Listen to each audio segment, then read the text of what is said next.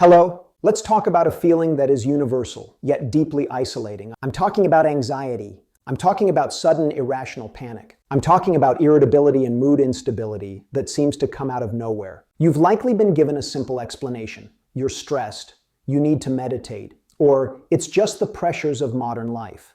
And while stress is real, this psychological narrative is tragically incomplete. It forces you to chase a solution in your thoughts when the problem is actually buried deep in your biochemistry. What if I told you that, for millions of people, anxiety and mood instability are not a problem of the mind, but a symptom of a dysfunctional metabolism? A direct result of the food you ate this morning? My name is Professor Marcus Fischer. To achieve 1 billion views, we must discuss a 1 billion-person problem, and that is the anxiety epidemic. Today, we are going to look past the stress and reveal the 3 primary biochemical pathways that connect your diet to your mood. Mechanism 1, the blood sugar roller coaster and the panic alarm. We start with a mechanism we know well: insulin resistance and the blood sugar roller coaster. Think of your anxiety as adrenaline without the bear to run from. It is the feeling of fight or flight without a visible threat. This panic is often triggered by a crash. You eat a meal, maybe a cereal, a muffin, or a sugary coffee drink. Your blood sugar spikes, and because you are insulin resistant, your body releases a massive wave of insulin that is too powerful. This wave causes your blood sugar to crash too low, reactive hypoglycemia. Your brain, sensing this catastrophic fuel shortage, hits the emergency alarm. It immediately releases the hormones adrenaline and cortisol. The purpose of these hormones is to save you by forcing your liver to produce emergency sugar. But adrenaline and cortisol are your panic hormones. They increase your heart rate, tighten your chest, quicken your breathing, and put your mind into a state of high alert. You feel panic, fear, and dread. But it didn't come from a thought. It came from a biochemical signal that mistook a blood sugar dip for a grizzly bear attack. Your anxiety is often just the physiological side effect of a runaway insulin response. Mechanism 2, the gut-brain axis and neurotransmitter starvation.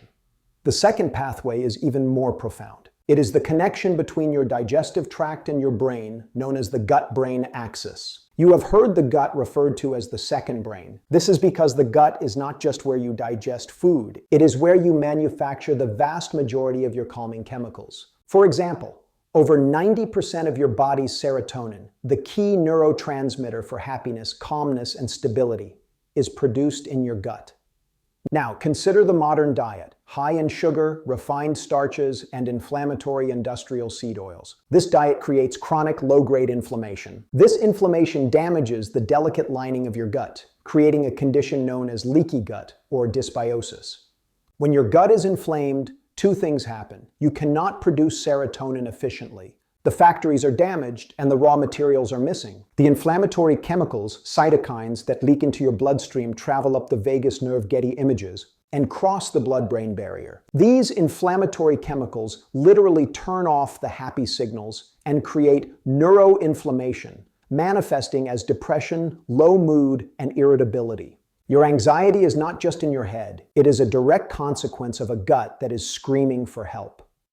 Mechanism 3, the depletion of calming minerals. The third major pathway is the result of the modern diet actively wasting the tools your body needs for peace. The most important calming mineral is magnesium. As we have discussed, magnesium is the brake pedal for your nervous system. It activates the GABA receptors, the calm-down mechanism in your brain. But a high-sugar, high-stress diet actively flushes magnesium from your body via the kidneys. You are losing your primary calming agent while simultaneously fueling the stress response that requires it. The same is true for B vitamins and omega-3 fatty acids. These are the raw building blocks for all your healthy neurotransmitters. They are abundant in whole, natural foods like red meat, eggs, and fatty fish. They are absent from the processed, high-carb foods that dominate the modern American diet. When you are deficient in these key components, your brain cannot maintain stability. It becomes chemically vulnerable to anxiety. The solution: a biochemical peace treaty.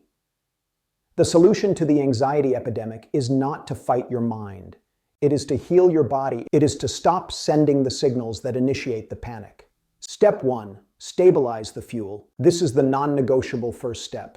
You must get off the blood sugar roller coaster. You must drastically reduce sugars, grains, and refined carbohydrates to lower your insulin. This stops the sudden adrenaline spiking crashes that mimic panic attacks. Step 2, heal the second brain. You must remove the inflammation. Eliminate the industrial seed oils and processed foods. Introduce foods that heal the gut, such as fermented vegetables and adequate fiber. When your gut is calm, it can begin manufacturing the serotonin your brain needs. Step 3. Replenish the raw materials. Flood your body with the nutrients required for relaxation. Focus on high-quality proteins and healthy fats for B vitamins and omega-3s. And consider intelligent supplementation of magnesium glycinate to actively calm your nervous system and restore your resilience to stress. Anxiety is not a character flaw. It is a communication problem between your gut, your blood sugar, and your brain. By fixing your metabolism, you are giving your body the biochemical stability it needs to experience profound calm. This is the ultimate self-care.